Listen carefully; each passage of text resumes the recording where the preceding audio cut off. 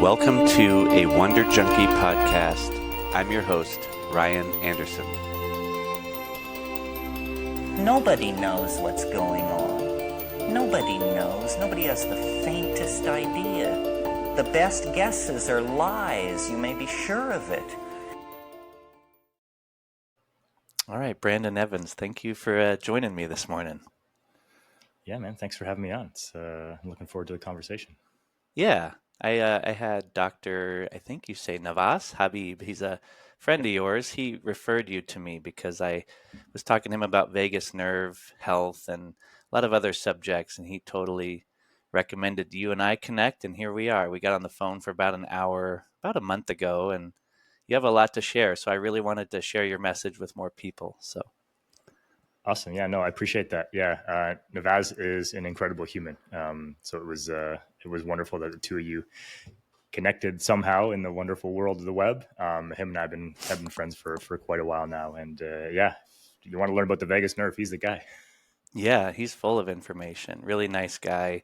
I got put in touch with him from a guy named Dave Kirk, who's one of our mental health guys here at the fire department. Okay. And he's always putting out resources, and he sent me a video of him. So that's actually how we got connected. And small world, you were a firefighter, and I'd love to get into some of your story.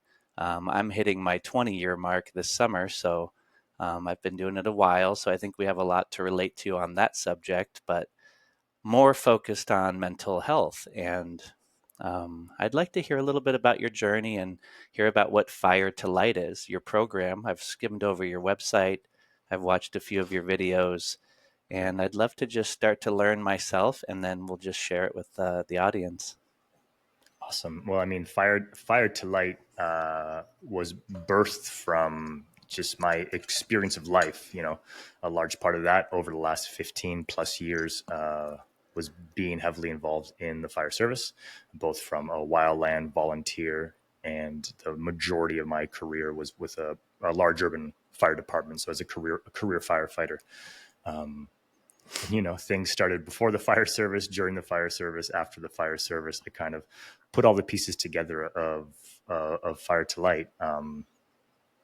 Yeah, you know, this firefighting is an interesting one. As a kid, it was like I wasn't the best at academia in high school when they're pushing you to make decisions about what you want to do. And I had a father who was an entrepreneur, a path. So my family ran a insurance brokerage, and that was a path that I definitely did not want to go down. But I had two other mentors in my life, fathers of friends, one my now wife, and the other a best friend growing up, and they were firefighters. And I noticed like they always came home and they were always happy. They loved their job. They spoke very highly of the work that they did and some of the wild and crazy fun stories they had at the fire station. And so I became really curious about that. I really enjoyed working with my hands. Community and volunteering and helping has been a part of my family, from my grandparents to my parents. It's just something that me and my brothers were always involved in. So it just seemed like a natural fit. It was the first time in my education that I really felt that I was really good at something when I went to fire college. And so that was a bonus going through life. Came out of fire college, and there was a huge lull in hiring in Canada, or in Ontario anyways. So I worked for a bit, did a few things, and then this opportunity popped up to go traveling. And so I had a few friends who were spending some time in Asia. My wife and I had been together since we were like 15, 16 years old. And this moment in our lives, just after she finished university in our early 20s, we spent some time apart. We spent about 3 years apart, and she went to the Philippines to teach English, went to do her teacher's college in Australia. And I got a work visa in New Zealand and took off to New Zealand thinking that I would live there for a year and work and travel. I was there for 4 months, worked on a dairy farm, which was a really interesting, wild experience. And that took me two like incredible places where I spent the next 14 months traveling all around the world, all through Southeast Asia. I went to meet a friend. I didn't fully like. There's a lot of things that were like, being a young, naive adult, right? Basically, a teenager kind of settles in, and you don't realize things until after the fact. So I ended up going into Burma, walking through the jungle, so crossing a border illegally to work at a Shan State military base for a few weeks with a friend. She was there teaching English, and this was in the middle of a genocide, where like there was hundreds of orphaned kids who were living at this military base. And so she was there helping to teach English, and I was there for a few weeks helping that. So that was an interesting experience. It brought me I went to India for a few months, and I had this, I don't know, wild once in a lifetime opportunity to sit in a room with the Dalai Lama and listen to teachings for 3 days. And that event, right, really like changed the course of my life. And I didn't really fully realize it until years later. Things still pop up, but this really set me down a pathway of understanding my own health, right, and the totality of it, my mental health, my emotional health, my spiritual health, and all those things, and sent me down this path of discovery, which I can now relate to as healing in my own life. Like, how can I be a little bit better today than I was yesterday, and what can I learn, and what's going to stick, and what doesn't stick, and it's added so much value to my life. Came home from that experience after hitchhiking on a sailboat across the Indian Ocean, and I dove back into working to get hired as a firefighter. It was something that was still a passion that was still burning inside of me, something I really wanted to do and to pursue and see that through. And I got hired a couple of years later and went down that path, and that in itself is a massive path of discovery and learning from all of these areas in life. It's an incredibly rewarding career, and it's a very challenging career from a lot of different aspects and angles as well. And once I kind of got over that 3-year hump of becoming a first-class firefighter, we had a bunch of tests and stuff in our department within the first 3 years that you get on, started to settle in, and I became an entrepreneur myself. I started a CrossFit gym in middle of 2018, where we lived in Canada at the time. When COVID struck, there was a lot of lockdowns and restrictions, some of the heaviest lockdown restrictions in the world. And so that business was closed for longer than it was ever open. And then in the middle of that time, so in December of 2020, I was part of a team at the fire hall. We responded to a house fire. It was a homicide. We extracted a woman from the house. I was a part of that team. It was not a good scene. It was pretty ugly. And I had all of these external factors of stressors in my life, with my business being closed, the financial pressures, trying to deal with all that kind of stuff. Kids home from school, really young kids, 3 and 6, 3 and 7 at the time. And so you're trying to deal with that while you're trying to run this business. And then the added stressor and pressures, especially in the early days of COVID, of everyone just like, what's happening right now? Like, what is this thing that we are living through in this moment? And we are wearing full PPE, going into these houses where there's all these COVID patients. And so you have all these stressors. But I came home from that scene and it really shook me. And I couldn't shake the image. And then the following day, another provincial-wide lockdown was announced. And an episode happened where I just completely reacted without thinking and completely lost my mind on my 4-year-old son, yelling, screaming, swearing, and physically pushing him to the ground. And that was really tough. And my wife looked at me and she said, you need to get some help. And I've been struggling throughout COVID, right? Like trying to figure all of these things, juggle all these things that I had no control over. And I was fortunate that I had a toolbox of all these tools that I've accumulated throughout the last 17 years of my life. And so the next day, I was able to call a psychologist. I was able to book a breathwork session with my practitioner who I work with often and schedule a neurolinguistic programming session to help shake that image that was in my mind. and I made a call out to a bunch of people, and I started asking for help, and it was super challenging. But over the course of the next year, man, I took a super, super deep dive into myself and learning more about why these things popped up, where they came from, understanding a lot about a number of calls in from the past that just kind of got tucked away and never really got dealt with, and learning the management of living with these things, how they've become a part of me. Been fortunate to have a lot of mentors in various aspects of life, not just in business, but in spirituality, consciousness as well, and learning to understand or articulate those things about myself and what that actually means. And so I took a deep dive into those things, and I really took a step back at my life and be like, okay, like I couldn't control the things that were happening as a result of COVID. I also couldn't control in that moment the way that I reacted to my son.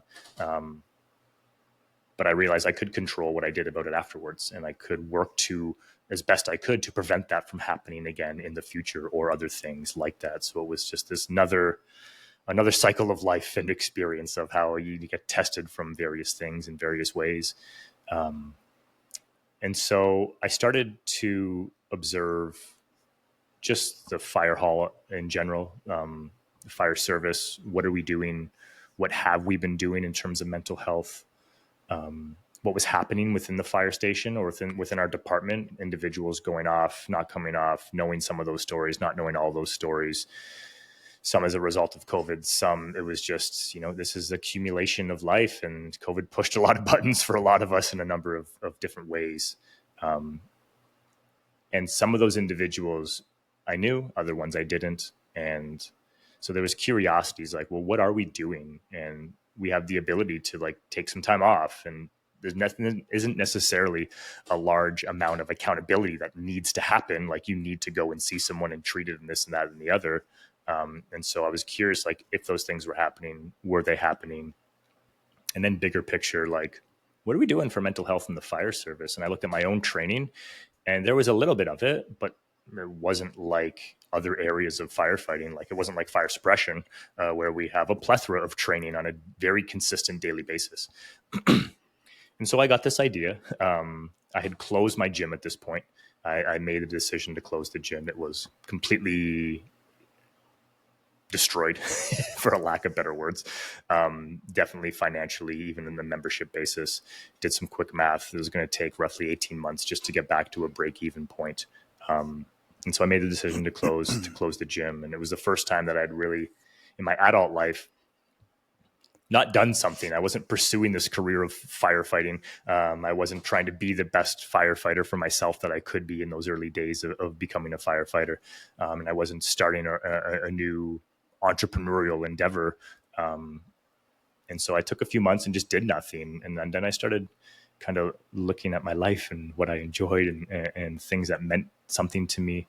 And I started putting these pieces together of what could a mental fitness program look like within the fire service? How can we approach this from both a preventative perspective? A few years back, I'd had an early mentor of mine in the fire service who was an instructor at college.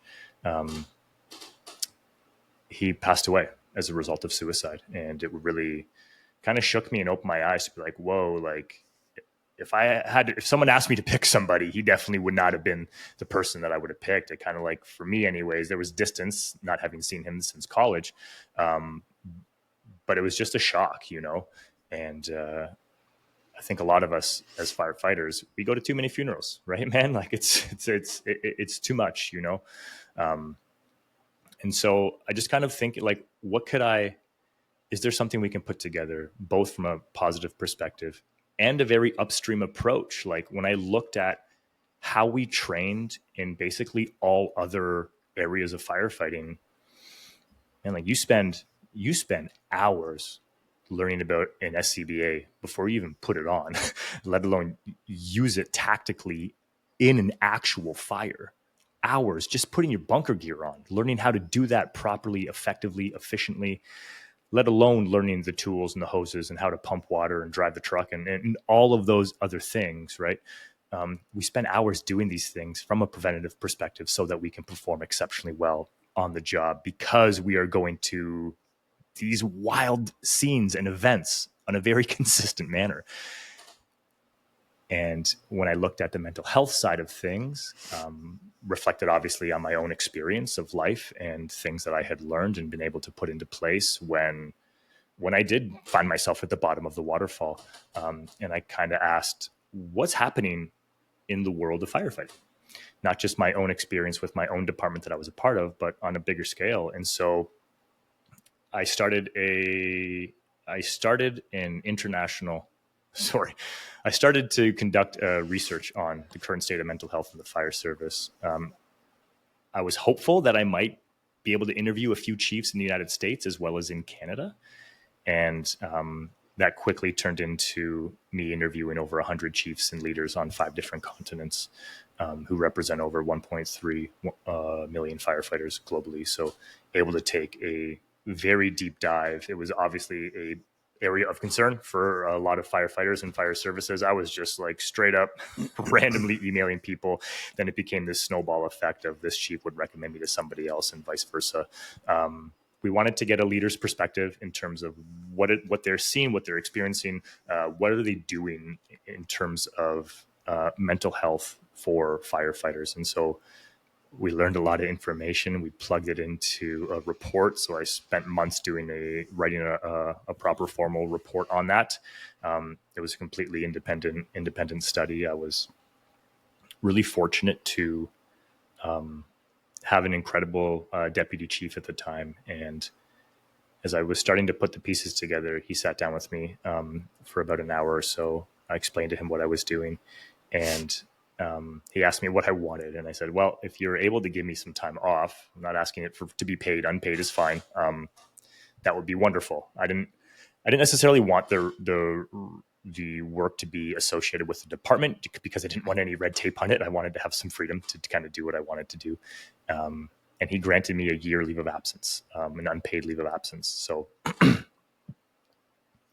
that was really instrumental in being able to put all of these pieces together and dedicate as much attention as I could to the work of both conducting the research, writing the report, and then finishing the development of Fire to Light, of this mental fitness program and educational training that we created for fire departments around the world. So Good beginning for sure. And I'd love to get into a lot of what that program consists of and what you discovered in those studies. But I appreciate you sharing vulnerably your story, your own personal journey, because that helps people to relate to you. And I think a lot of the stuff we can talk about are the cultural issues. And you mentioned a lot of things, one of them just being how much time we spend on firefighting.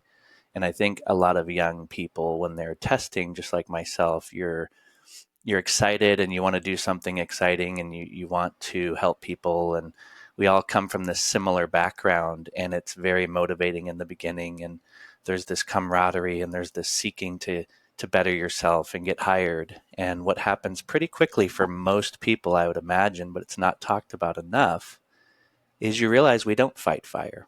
And if we do, it's very rare. And it's fun. And, there's never a time where you do it and you don't feel like, wow, this is fascinating. And there's an adrenaline rush, and it's like something that no one could put words to, but it's so rare. And so I think a lot of the mental health component does come from the lack of understanding that, first of all, your job is not firefighting, it's social work, and it's dealing with mental health issues out in the culture at large. And Right. so 99% of our calls are mental health calls. Mm-hmm. And we have zero training, and we can get into that and what you discovered in those studies, because I'm sure you're going to touch on this, but it really lets a lot of people down.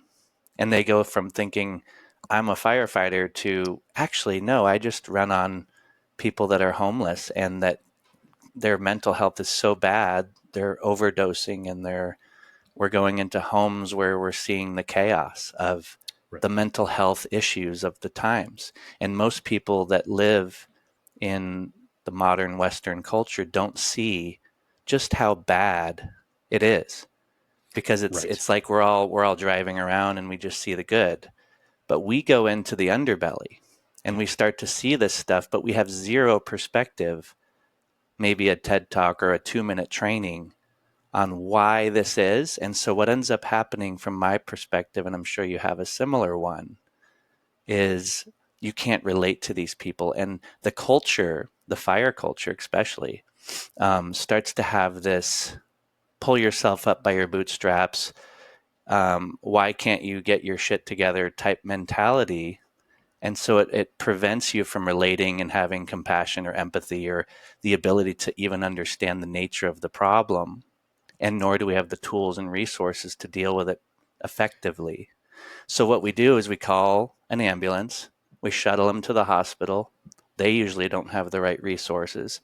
They put the person back on the street. We run on them 2 hours later. They have 2 hospital bans. We get frustrated because now we're mentally deprived of sleep. It's 3 a.m. You've ran on this patient 3 times. I think that happened last shift. They're demanding to go to a different hospital. So it just becomes this snowball effect of lack of resources, lack of perspective. Maybe this is not the right system. And our members, if we don't have the right ability to relate to that, it takes a toll. Because every guy I know and every girl I know that's a firefighter would love to run fires and love to run real interesting calls all the time. That actually fills you up. Yep. So I think a lot of the problem with our culture isn't necessarily always the trauma that we get exposed to, which is tough. And we need to talk about that piece because that's huge. But I think it's more of the lack of feeling like you have a meaningful career where you're actually adding value. And so we see, just like nurses in hospitals, they start to get frustrated with the fact that the average person that comes in, they don't have the right tools and resources and training either. So that's just a component of it that I've seen take more of a toll that's not talked about enough. But I love that anyway, perspective, man. Yeah, no, it's fascinating, and I think you're bang on. That compassion fatigue part. I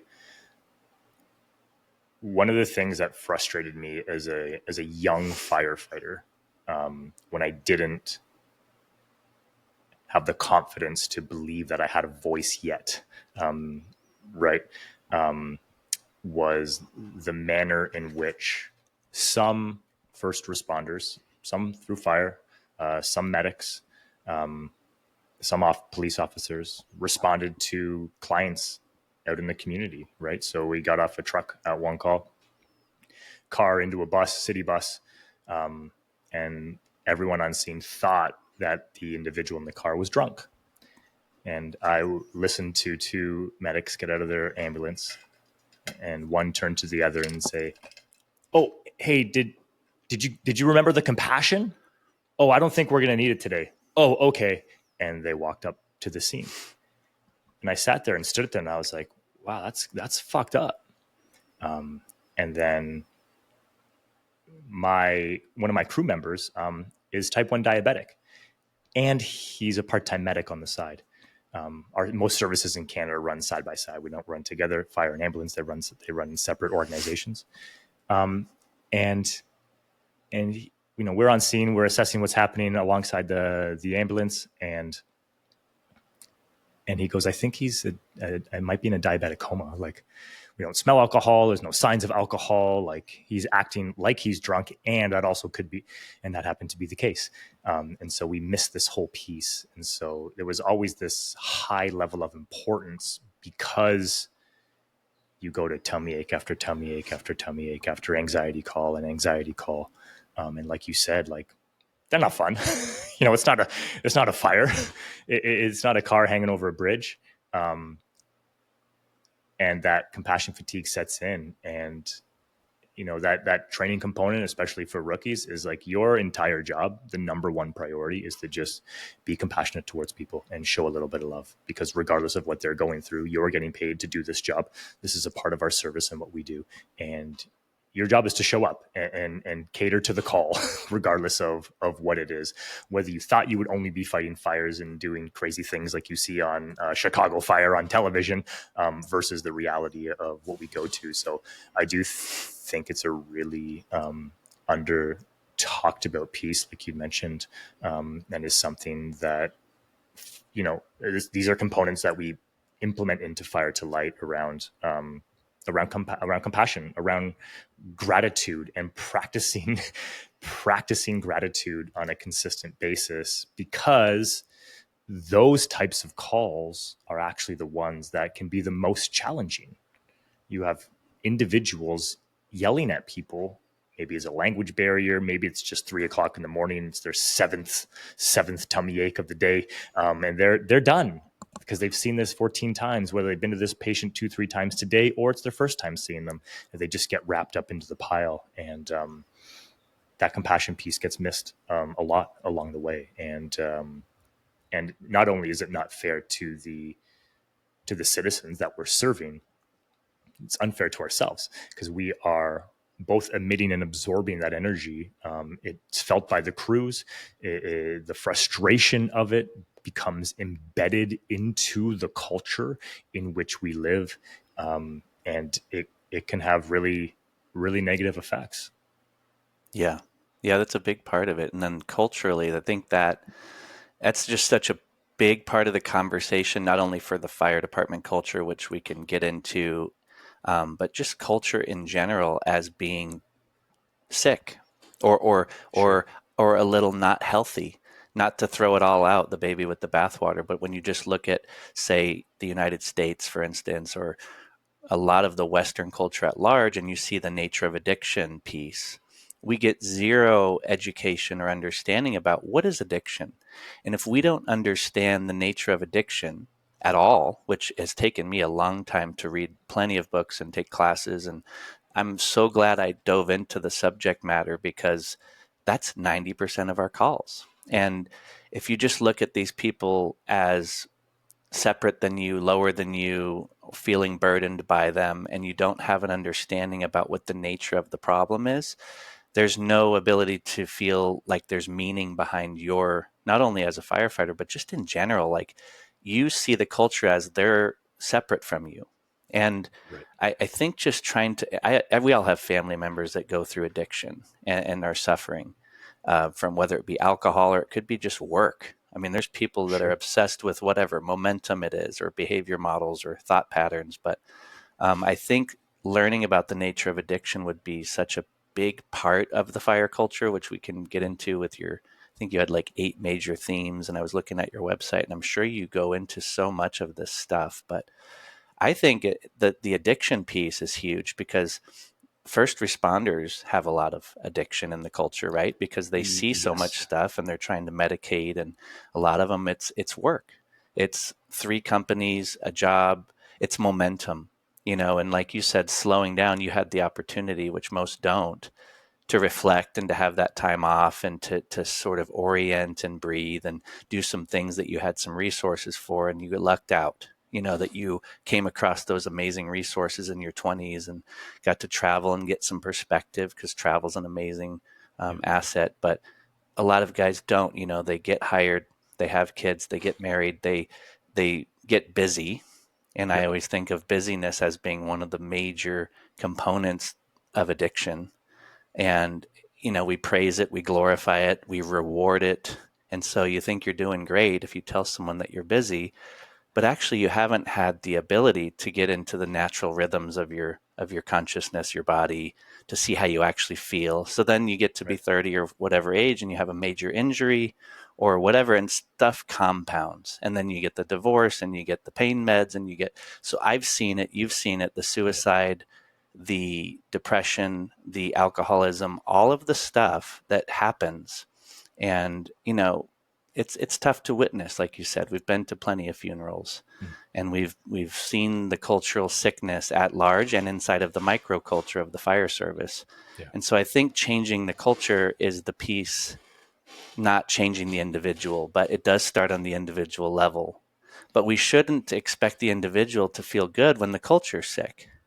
And I like to think of that Krishnamurti and a lot of different philosophies of, when your culture's sick, you should feel a little bit depressed, or you should recognize why you're feeling pain or Right. grief, instead of thinking, no, I'm supposed to avoid it and feel better.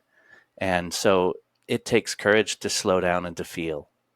And that's what the breathwork practice that your therapist was that gave you. You're so lucky that you found someone that actually gave you Sure. a real somatic practice. Most don't. Yeah. They No, just she give you wasn't she wasn't a therapist. She was a breathwork specialist. All she does amazing. is breathwork, right? But yeah, no, it's you know this, right? It's a magical tool that's there. But I was very very lucky.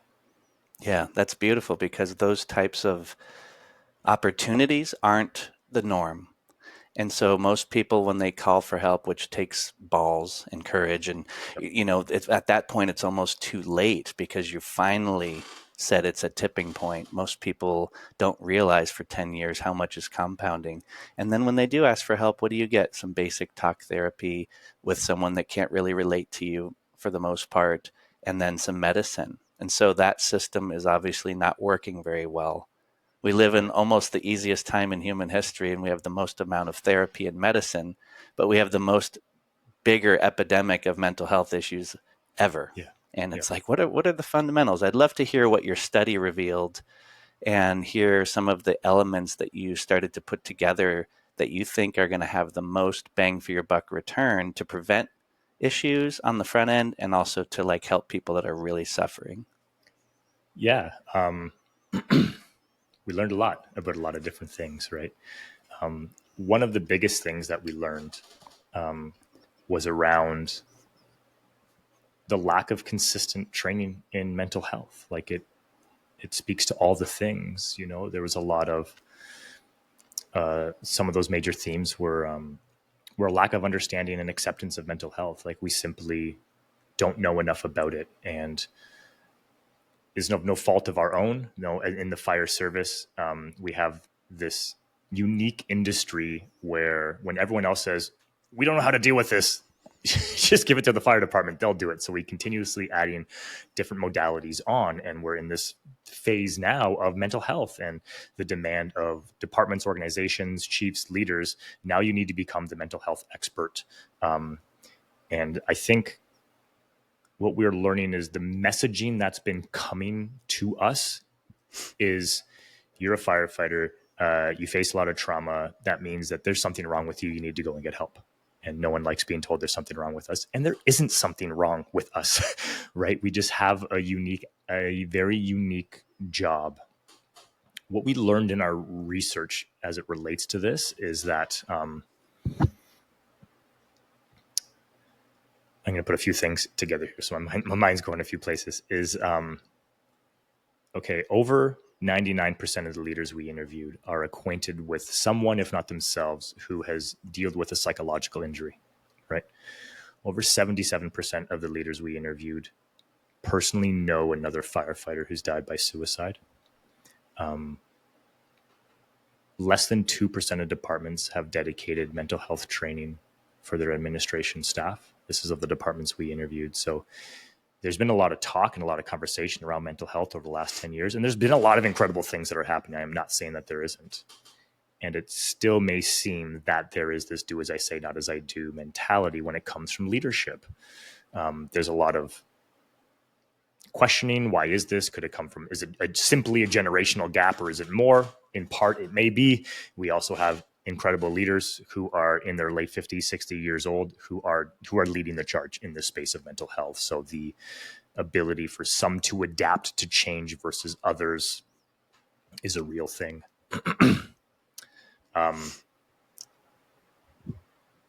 It seems to be clear to me, based on what I've seen, that we are still trying to figure out and understand stigma within the fire service around mental health. And it seems that we still don't really know how fully. We're getting better at it, but we don't know how a big picture firefighter, generally speaking, know how to put their hands up and ask for help. That's getting better. But we learned that there's an increase. 64% of the departments that we interviewed are seeing an increase of firefighters going on leave, with the majority of those departments seeing psychological injury starting to surpass that of physical or musculoskeletal for the reason those firefighters are going off. This is triggering things like overtime. We know that sleep deprivation is a massive topic right now within the fire service itself. How do we overcome and figure out our health and all of those things? When we spoke with these chiefs about this topic, right? So we are still a very heavily male-dominated industry at a global level. The statistics we could put together, roughly 90% of the fire service still today is male. Changes a little bit when you look at volunteer or wildland firefighting. But to talk about career-specific firefighters, over 90% of the leaders that we interviewed were male. It was unintentional. We wanted as much variety as we could from race, gender, all the things. And I had to pick up whoever picked up the phone is who we would interview, right? In this snowball effect. And what we found interesting, if we look back in our history to understand how do we get to where we are today in terms of how we deal with, view, understand mental health in the fire service, is we looked at the ratios of male to women. That number of men increases quite drastically, not that far back that we look. In the last question that I asked chiefs, it was in relation to their own experience with things like PTSD and firefighter suicide. They had the option not to answer if they didn't want to, just whatever they were comfortable with. What was really interesting was that on a number of occasions, multiple male chiefs would mention never having seen their fathers cry before.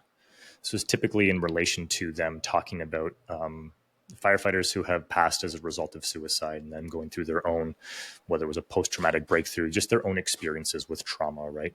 And so it was interesting that kept coming up. And so it kind of begged the question, like, do we know how to deal with and manage our emotions as men? This wasn't to exclude women in any capacity. This is just that we just looked at the data and the numbers from the research. If most of us are men, do we know how to deal with and manage our emotions in relation to the work that we do, right? We experience an incredible amount more trauma than the average person in the general population. And chiefs still mentioned when we looked at entrenched traditions, right? Still mentioned that stigma is a thing. Still mentioned having issues with the attitudes around suck it up and do as I say. It's just part of the job. And so part of it's like time and place.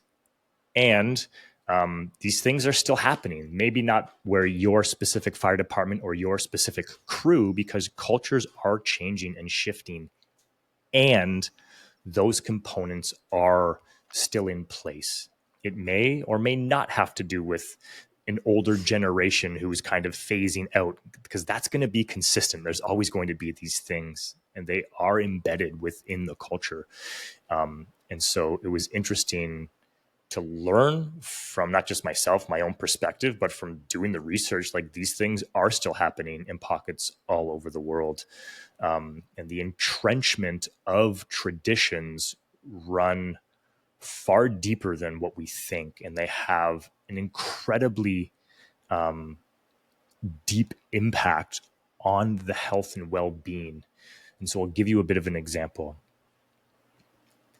We interviewed a fire department in the United Kingdom, and 13-ish years ago, they conducted a cultural review of their organization.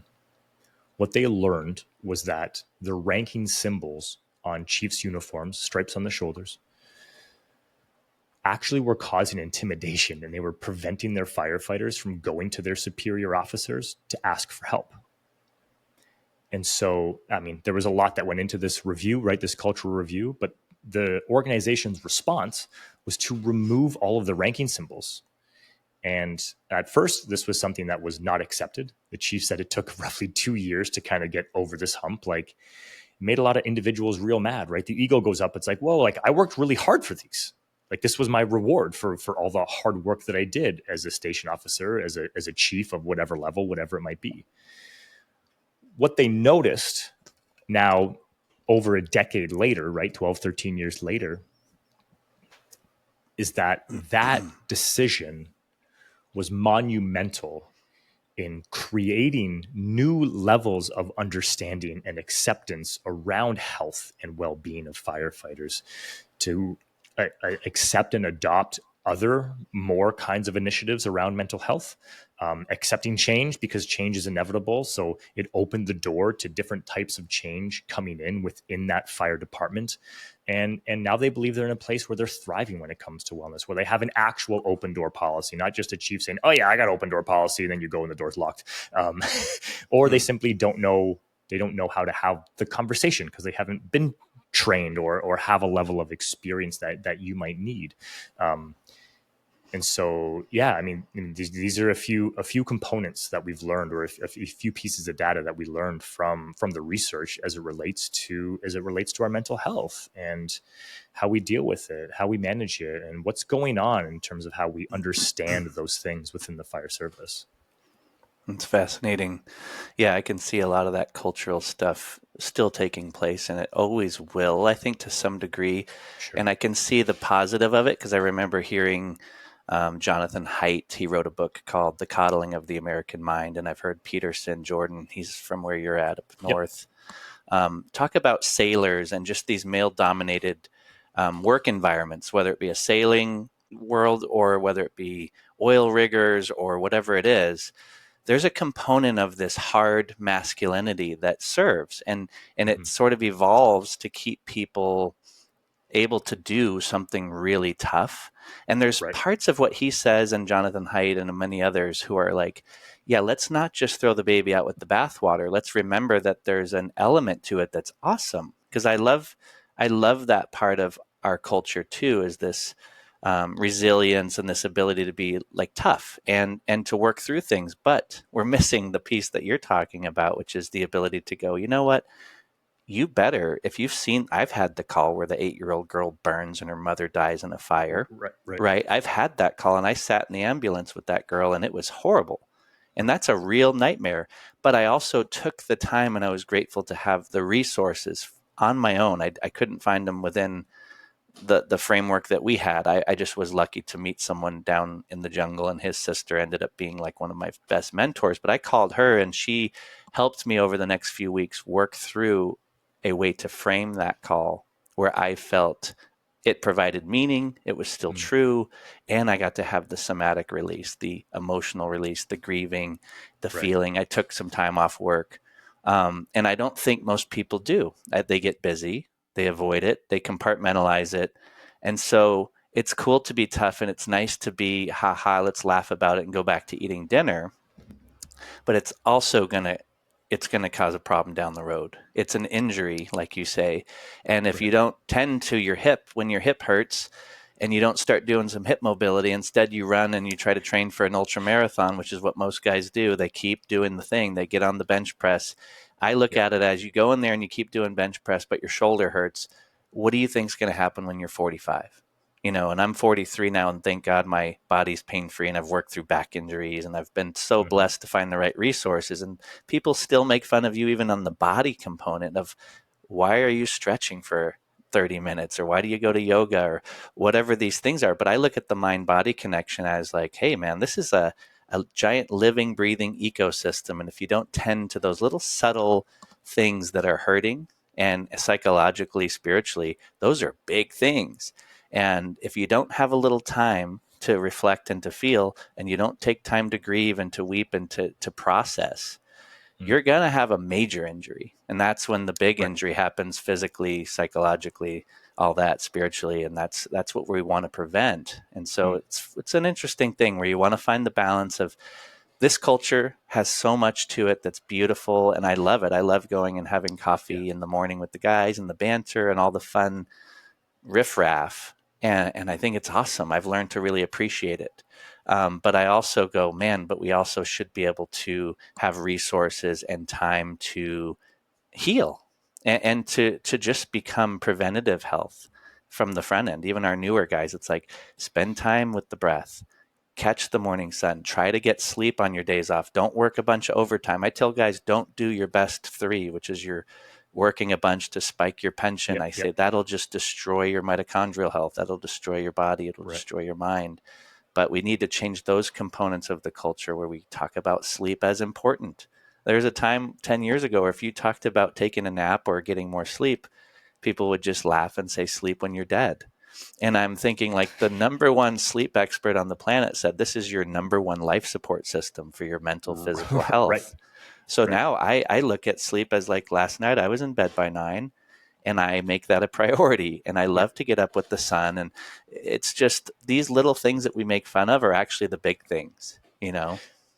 I think you said a mouthful right there, right? The little things, they are the big things. You know, it isn't always necessarily that one call, which we probably have, all of us, that one call or those few calls, but it might not necessarily be the call. It's some little thing that becomes triggered, that accumulates, the annoying other firefighter, or the way that the dishwasher just stops working every time. The city doesn't fix it. These little things typically are what put us over the edge, right? It's really interesting listening to what you're saying here, right? We get stuck on ors all the time, right? It can be this or it can be that, and we miss the and, right? We miss that and piece when we look at and study like ancient warriors, right? There's a common quote that said the war isn't won on the battlefield, it's won in the mind, right? There's only so much brute strength that you can put on to something. The body will eventually break, yours or someone else's. And that the courage, right? So what we learned is that when it comes to mental health, we're currently stuck in pride. And so pride gets us to do the things. Pride gets us to go to war. It's the courage to lay down the weapon and be like, oh, like you and I are actually the same. Like, what are we actually fighting over here? Like, we both have families, we both have kids, we both want the same things. Can we lay this down, move into a place of acceptance, and then move into other levels of joy and enlightenment and all these other things? And we use pride a lot in the fire service, and it has a lot of weight and a lot of positive value to it, right? Like, we should have pride in the job that we do, in the work that we do, in the trucks that we ride, and the people that we serve, and all of those things.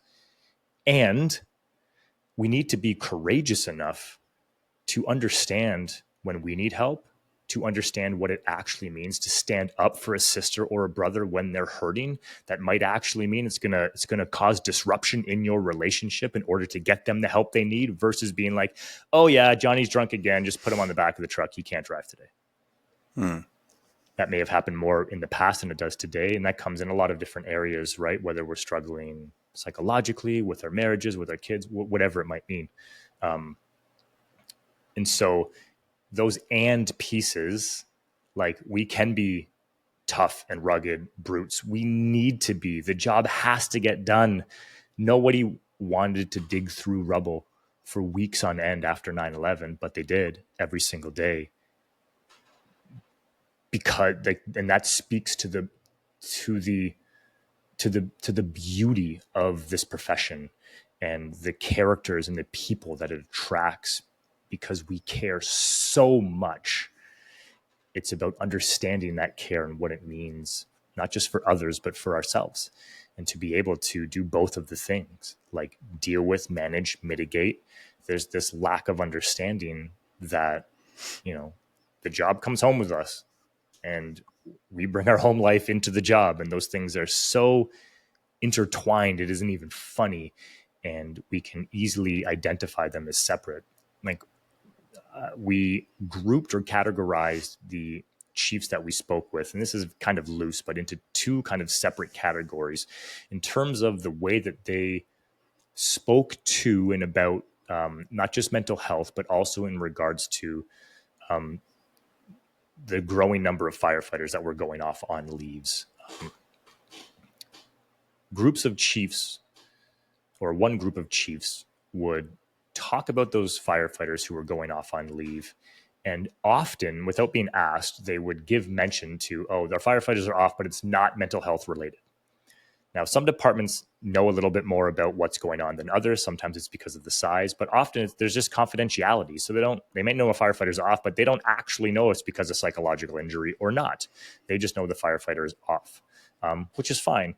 And so whether it was through the fishnet of the fire service, or just maybe it was, right? It's like, oh, they're not off because of a psychological injury or the trauma related to the job. They're off because of a divorce, family issues, something else.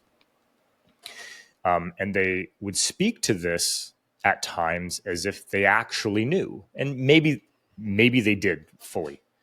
What was interesting was that there was another group of chiefs that would never comment on why those firefighters were off. Sometimes they knew that they were off for psychological injuries, seeing an increase in psychological injury leaves, mental health related leaves. But their approach was, well, how do we help?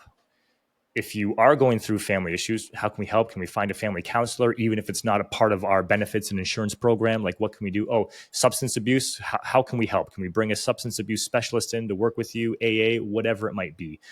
And so there was these two approaches of how do we help first versus this idea of like, oh, well, my perception of you is that I know what's happening. Mm-hmm. That group would also typically have a higher level of focus on how do we create a better attendance management program to bring the firefighters back who are off on leave. What ramifications do we need to put into place? How do we find the right equation? It's not that the other group of chiefs who are kind of leading with a heart first approach didn't have those things in place also, but that wasn't the highest priority. The highest priority was helping first. And what we noticed from both the quantitative and qualitative information we collected was that those chiefs of the departments who had this help first approach, they were the departments who were seeing the successes in the well-being of their firefighters.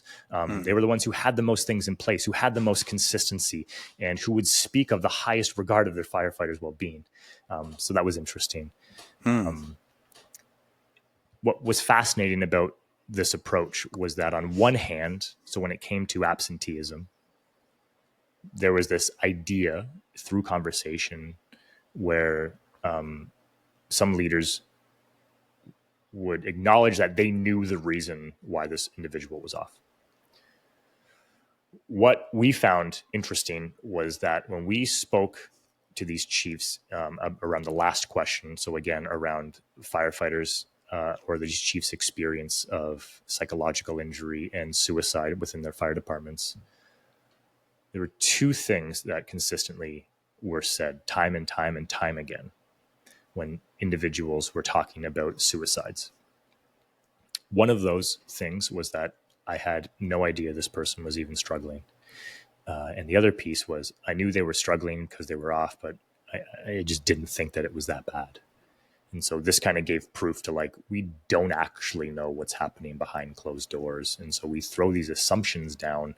And it kind of speaks to, at least in our eyes anyways, this lack of understanding about our health and well-being. Like these things are so connected. We experience so much both on and off the job. So maybe you need some time off because of the family. And maybe we're not perceiving in the moment, and maybe it doesn't. Maybe the trauma from the job doesn't have anything to do with that right now. But it doesn't mean that it might not in the future. Sometimes it can't not, right? A lot of us hide things away because we don't know how to deal with them. We can't bring them home. We can't talk about these things with our spouses. We may not trust the clinicians or the professionals because we just don't have the experience to do that. And we know that most of them haven't worn the boots. They haven't done the job that we have. And we're so used to being helpers and we don't want to put that on somebody else. And so maybe I'm speaking for myself when I say these things. And maybe I'm not. Maybe there's others that can relate to what I'm saying when it comes to this. And so we keep that tucked away. And if we continue, this is what we saw in the research, right? When we continue to make excuses, maybe that sounds harsh. I don't know. Oh yeah, but it's not that bad. They're off because of this. They're off because of that reason. It's no big deal.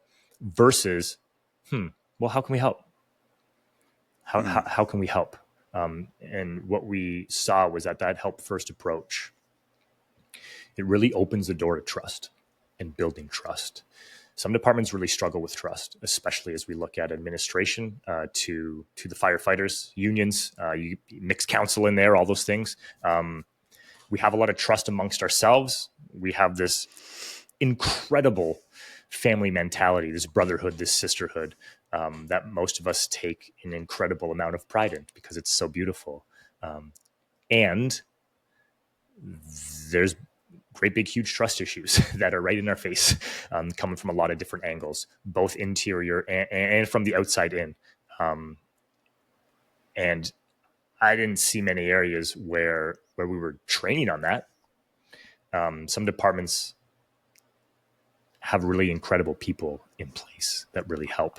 And sometimes it takes a unicorn effect where you have an incredible leader on all sides. So from the fire ground, from the administration, and a council that says yes and agrees to initiatives and things, whether it's just a simple yes or whether they're actually putting funding behind it as well. And other times you just have individuals who've just been dropped in there and they just are able to stir up some magic. And it's not like that everywhere, unfortunately. And so you have everything in the mix and in between. So it becomes challenging, and just because things are good today doesn't mean they will be tomorrow. And just because things are shit today doesn't mean that they'll be shit forever. What we also saw, right, was a department who is a young department. So they've only been around for, I think it was about 30 years. And they've had over 20 fire chiefs in that time. And so a lot of just chaos. And so the last two chiefs were the only two chiefs. One is current, one before, who were not fired from their positions. And these two of recent have come in. They're incredible individuals, have done incredible things, specifically in the health space for firefighters. But what they noticed is that because this small department had to go through so much chaos, it really bonded the firefighters and helped them to stick together. And so they actually have this fascinating, incredible team because they had to struggle together and move through the crap together. And so that happens on both. I think we mentioned that you were talking about this earlier, right? It happens on both an individual and a community level. Gaber Mate talks about this, right? Where it's like, yeah, it happens. The individual needs to take a deep dive in understanding, acceptance, vulnerabilities around their own healing. And we need people to hold us, to hold space for us. We need people to help us. I needed the breathwork practitioner, the neuro-linguistic programmer, the therapist to help me move through and understand and articulate the things that I was going through. I needed my crew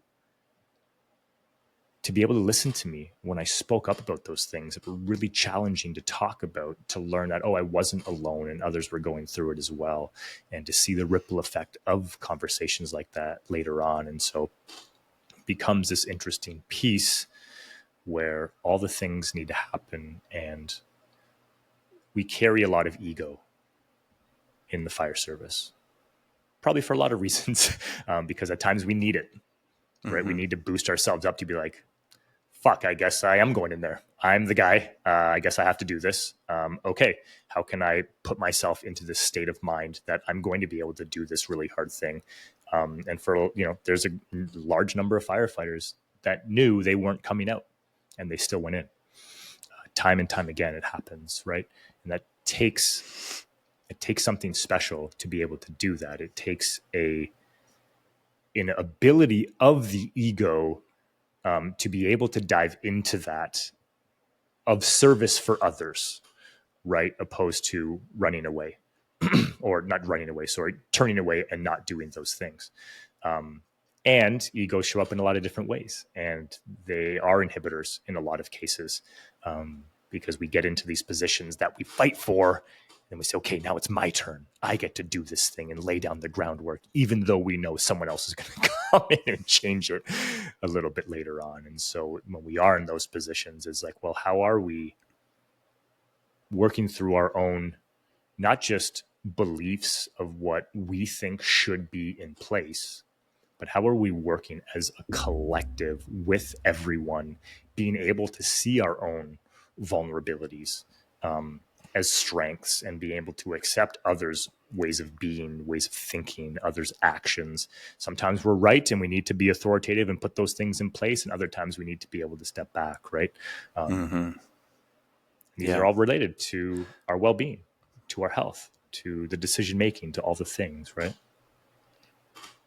I'm curious. I'm sure you've found it very challenging, and I'm surprised you're taking on this work. It's amazing. That actually it's a big thing to try to shift a culture as big as the fire service, right? And to try to devote your life energy to it. So I really do tip my hat to you there. But I've been lucky to be facilitating breathwork since 2019, and I started with friends in the backyard, and then it grew. But every Sunday night I do it on my own at a studio, and randomly you get firefighters that will come, just word of mouth. But it is very challenging, and I don't try too hard to get into the bureaucratic nature of the fire service to push my stuff onto that culture, because it is so looked at as woo woo or weird, or there's people that already have programs in place and they don't want you to come in and disrupt that. Sure. So even on the micro level, I've tried to share it with the recruits and with people that are off the truck due to mental health issue, and I've had some success with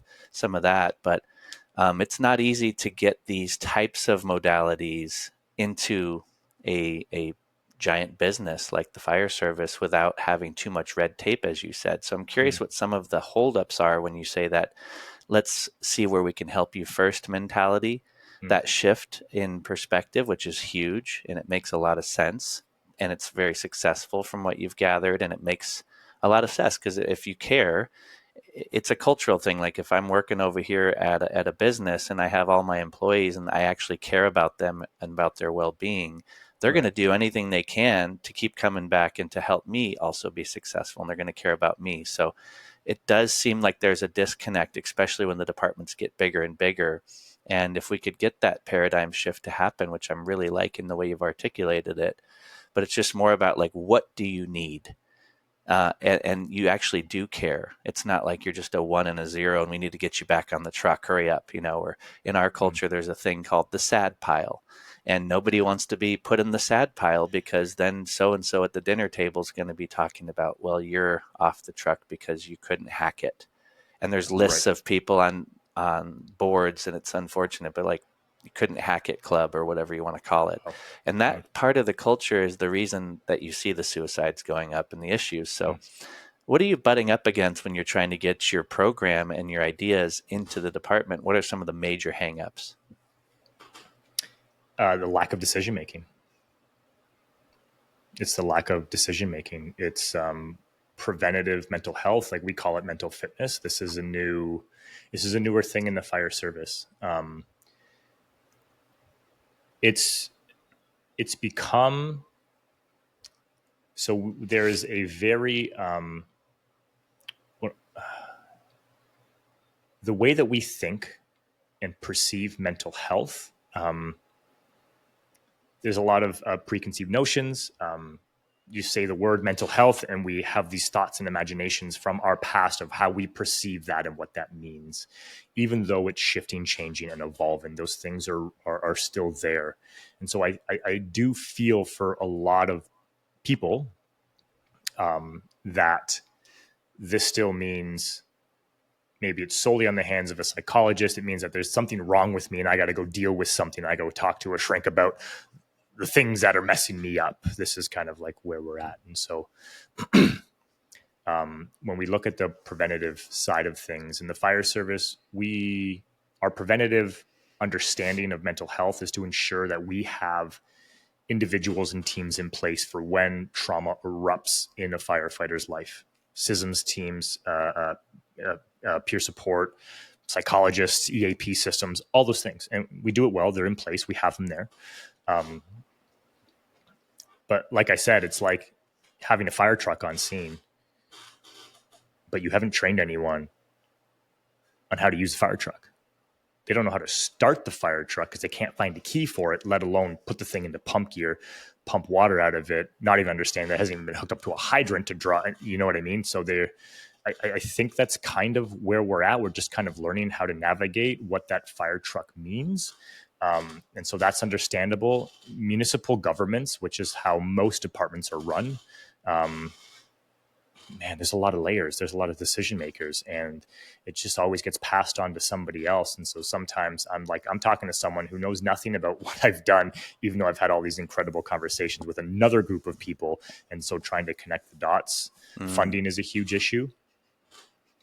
Funding yeah. is an issue. To me, part of it speaks, trying to not look at this from a biased perspective, but part of it speaks like we haven't actually prioritized this in a lot of places, because prioritization would mean, or it should mean, that there would be some more funding for this.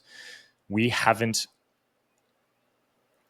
I don't think that most departments have been able to articulate the necessity, the understanding of what we do, in a sufficient manner as it relates to our health, to their members of council, to be able to generate more funding for what we need. So I don't know if we've quite figured out how to market the mental health piece to firefighters. I think we're Hmm. still trying to work out what that means from all kinds of levels.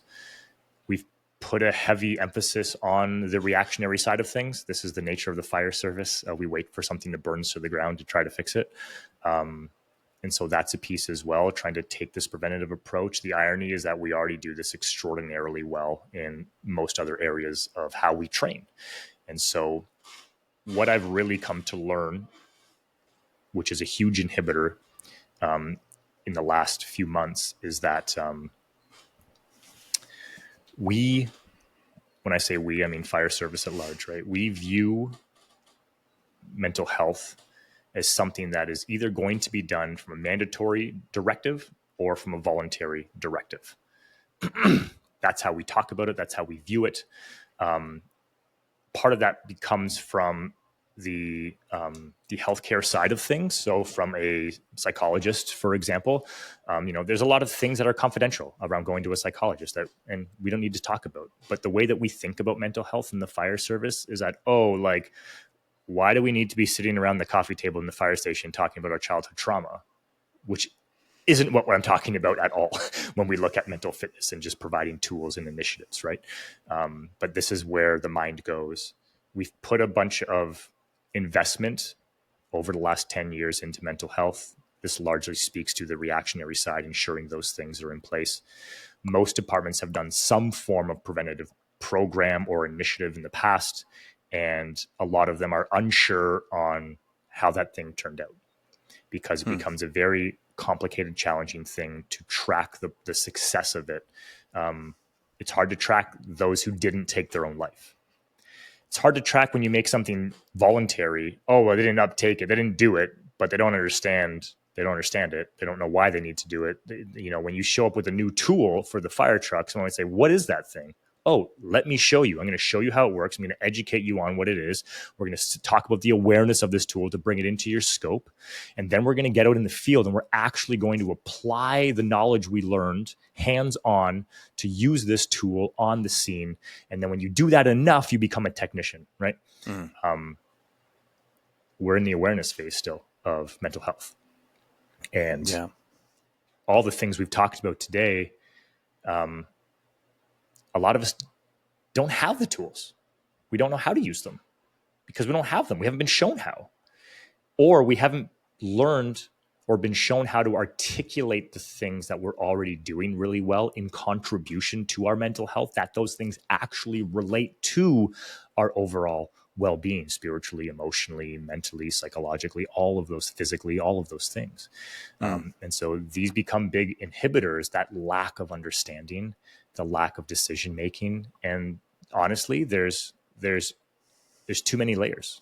Mm-hmm. There's too many layers, and most leaders have taken on way too much. Yeah. They're the Well, I think chief. it's They're important the that city. you're communicating it through these types of platforms, and you're probably going to have more reach just by having conversations like this, to be honest, than you would through the bureaucratic element of it. Not saying that that's not where you're going to go and that you're going to get involved, but it's nice that we do have these platforms, podcasts and YouTube and different things where you can share these ideas, because that's where guys find it, to be honest. It's like Right. I found breath work and plant medicines and all those things Mm. way outside of going through my peer support members. And I had to do all this stuff on the side out of my own pocket. I think I paid $6,000 when I went to the jungle, and I paid a lot of money and time to try to really take responsibility for my own life, because I knew that I couldn't rely on the department. And I think a lot of guys need to empower themselves and realize, like, it's up to me. No one Totally. even has to know about this. We do need to have better programs, but you gotta be self-reliant to some degree. Otherwise, no one does care enough about you. You have to care about you. And I think that's what you're sort of trying to do, is empower people to have the right tools. And Dr. Navas, he talks a lot about the practice. He's not selling anything, which is what I loved about him. And nor am I. I mean, my breathwork groups are donation based still, so a guy can Mm. ride the bus and pay $1. Right. And it's like, this stuff's free, it's safe, it's effective, it's legal. And most of it is just the fundamentals, getting back to nature. But I'm wondering if you could tell a young firefighter, because I get a new guy on my truck every 3 months, and there's Mm. always new guys coming up, and they're pretty open minded, and they're young, and they're impressionable. And so I try to share with them about the breathing and about other stuff when it comes to sleep and time off and having other hobbies and not making this your identity. And I'm a Mm. little outside of the box, and I'm a bit of the Right. weird older firefighter that's talking about stuff that the culture's not talking about. And I'm okay Yeah. with that. I've Yeah. realized at the end of the day, I care about this person regardless of the fire service, because this is a blip in time. And Right. I do not care about the cultural like judgment at this point. Mm. I've given up on that. That's so much healthier at this point. Right. Um, in the first 5 years, we all buy into it, and you have to subscribe to this Sure. thing because you care about what people think, and it's all about reputation. And at the end of the Yep. day, reputation is based on what people think, and it's not going to be there for you. People are going to hate you and like you regardless. Right. So I tell the young guys a lot of the practical stuff. I want to know what some of the things you would say to these younger generational firefighters coming up are that they could probably do from what you've experienced. Yeah. I think the first thing would just be to ask some really deep, meaningful questions about who they are in their life. Um, One of the things I talked about often with guys in our crew was love. Like, what does love mean to you? How do you embody that? Like, that's the job. The job is like emitting and receiving love, whether we're here in the station or whether we're out on the calls. And so seems little woo woo, little whatever, but it's to be able to have deeper, meaningful conversations with new people, asking them about who they are, their families, their children, their upbringing, all those types of things. It's a different type of conversation than them saying, "Hey man, what's the most effed up call you ever been to?" Like, yeah, I can't wait. Like, we want the experience when we're new. We want to go to those horrible days, right? All those people's worst days of their life. We want to go to those things because that's going to make us the biggest, toughest, strongest firefighter. If we only focus on the aftermath and the negative experience of those calls, that's what they're going to know as rookies. That's the only thing they're going to focus on. The death becomes overwhelming, and most of us don't know how to articulate it, even though we experience so much of it. And we probably actually know more about it than most people because of the nature of our job.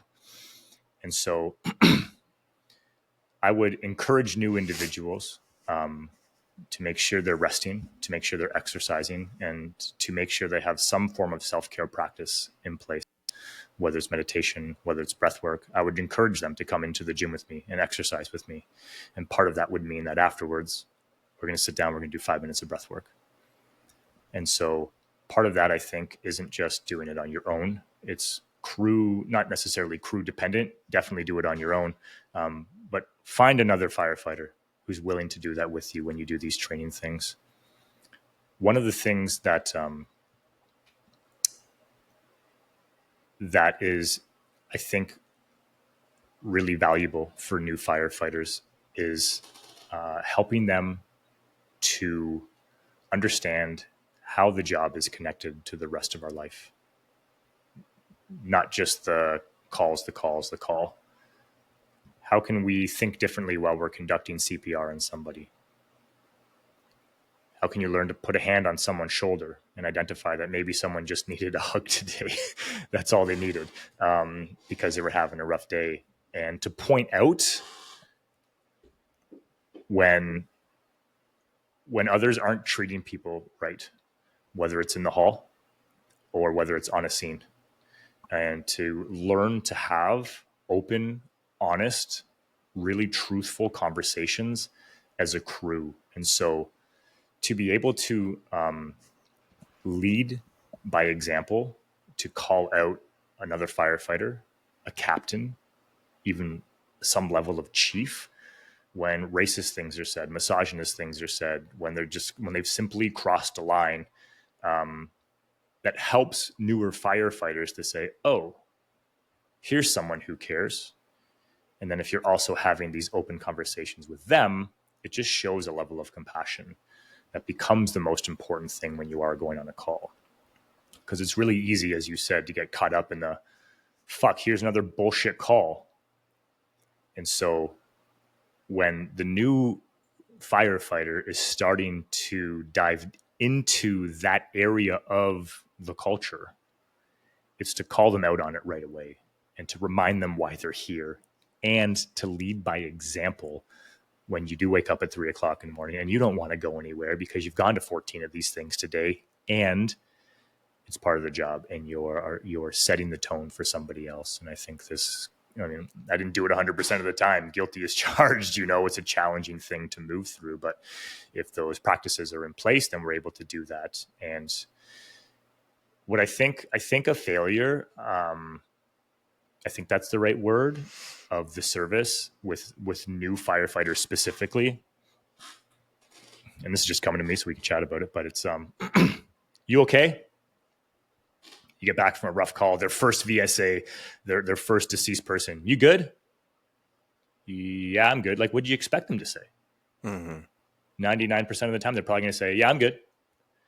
And so to be able to have conversations around even older calls that messed you up in some way, shape, or form, I think right off the bat helps them identify that you're a human, that they are human, because these things just become normalized. And so to talk about them is important. Storytelling is important, but it only goes so far if we aren't applying action to it, real meaningful action.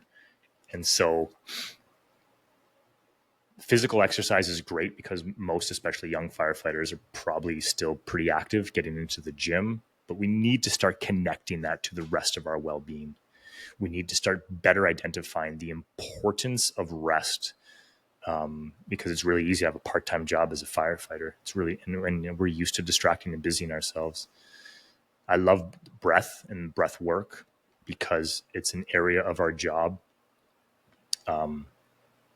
that is tactical in all areas, in all components of the job, before, during, and after it. The breath never leaves. It's always there. We don't even recognize it most of the time.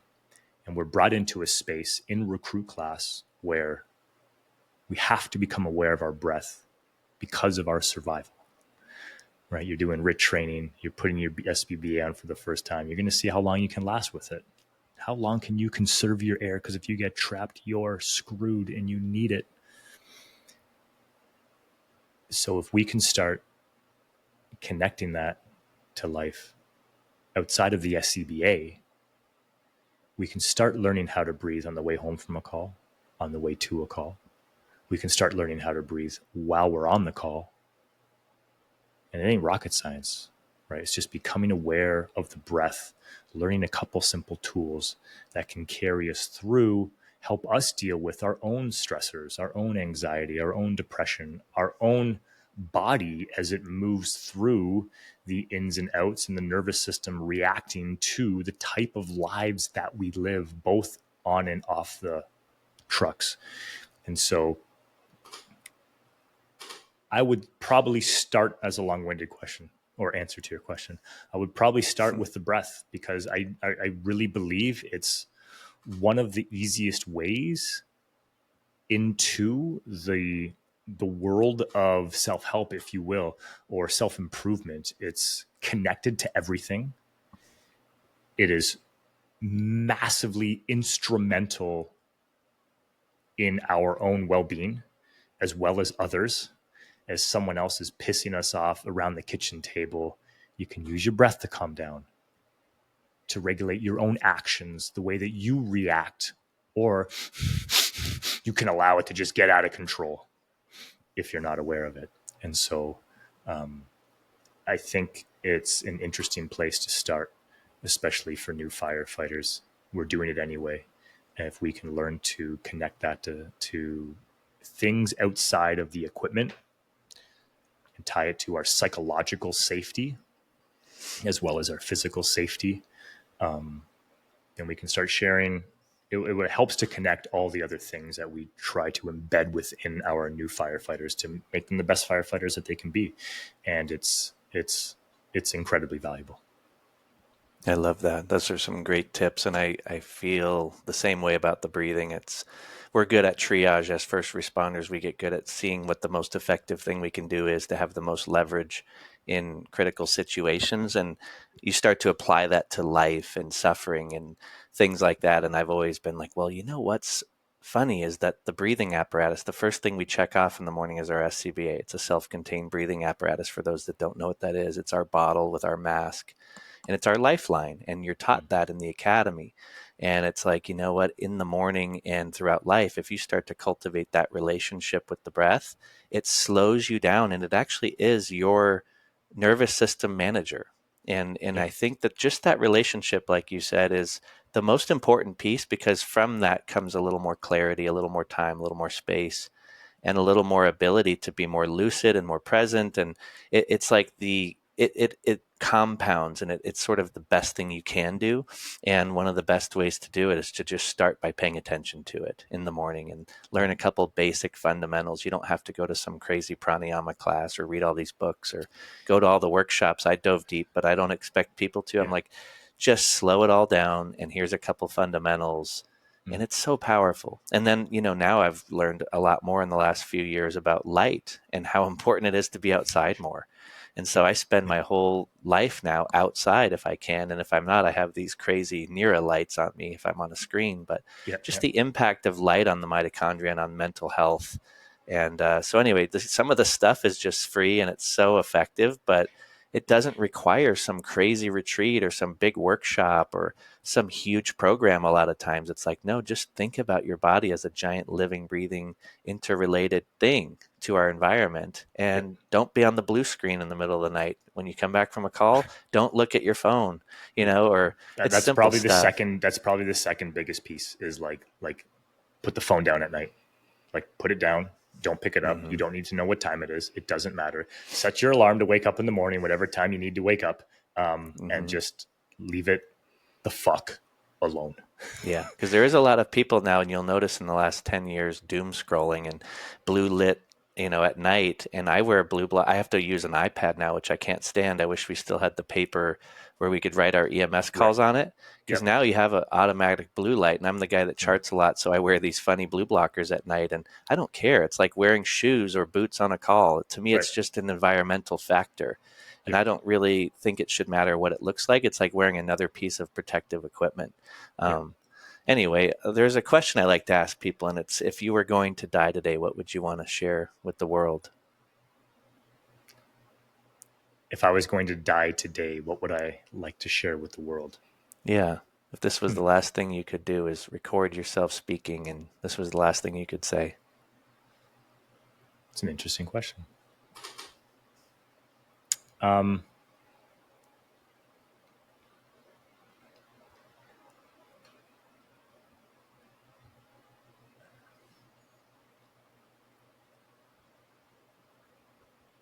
the thing that is coming up right now is to um, hmm,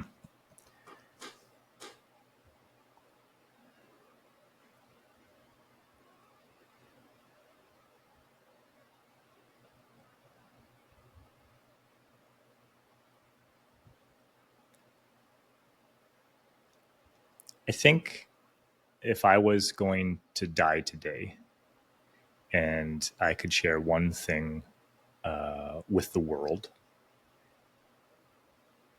that would be to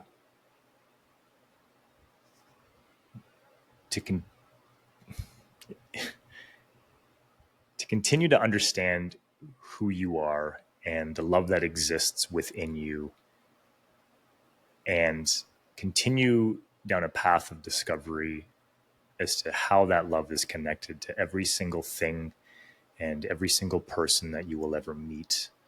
And if we can focus on that aspect of life and not the controversial components, the negativity, but simply the love of being a human being who's connected to nature, who's all connected to each other and to things, then I believe that it would shift humanity in a really positive way, and allow us to not just see ourselves in other people, but to be able to witness something that is beyond all of us, something that is beautiful, that is experiential, and that plays a massively beneficial role to each of us in our life. And so without focusing on the self, focus on love, both within and externally, because it is massively important for each of us, and it plays a much bigger role than I think we give it credit for. Man, I love that. It seems like you spent enough time with the Dalai Lama in your early days. It all it has an imprint on it. So, and you were really able to just sit there for a moment and reflect and take it seriously. And I do appreciate that. You're a good person, and I really love the work you're doing. And I'll be sure to connect everyone to your Fire to Light program and all the other resources that you have. Is there anything else you want to share before we get going? It's been awesome, man. Yeah, I mean, check us out. Fire to Light. We're working on helping firefighters and departments implement mental fitness strategies, procedures, training within the fire departments. I'm an open book, happy to share all the things, all the ongoings. So yeah, if you're interested, you can hit us up on Instagram at fire2light_firefighters, firetolight.org. There's some contact information on the website as well. Hit me up directly. In either one of those avenues, I'm happy to connect, whether you're a training officer, whether you're just whether you're a firefighter, a chief, run a department, a commissioner, whoever it is. It's all good. Open to chat with whoever. We do an incredible thing as firefighters. I think we know that. It's hard to accept that praise, but all of us deserve a huge pat on our backs, especially y'all, for the work that you do. And there's a lot of different components of our lives that are important, and people who depend on us, not just our communities, but our brothers and our sisters, our family, our children, all of those things. And we owe it to ourselves as well as to all of them to continue to dive into a better understanding of who we are, with the knowing that there's no end. The road doesn't end. It just keeps going. And so, I think we do a great thing, and we have a great industry with a bunch of phenomenal people. And I'm happy to be a part of that. So if you're in this space, if you're a firefighter, if you lead a fire department or a part of a fire department in any capacity, I would love to sit with you and chat with you about the wellness of your own department and see where we can help. So there you go. Awesome. Thank you, Brandon. I really love the work you're doing, and I look forward to staying connected with you, brother. Appreciate you. I appreciate that. Thank you for listening to the episode. Be sure to subscribe to the show on Spotify, YouTube, and iTunes, and rate the show. I hope you enjoyed the episode. What we call reality is in fact nothing more than a culturally sanctioned and linguistically reinforced hallucination.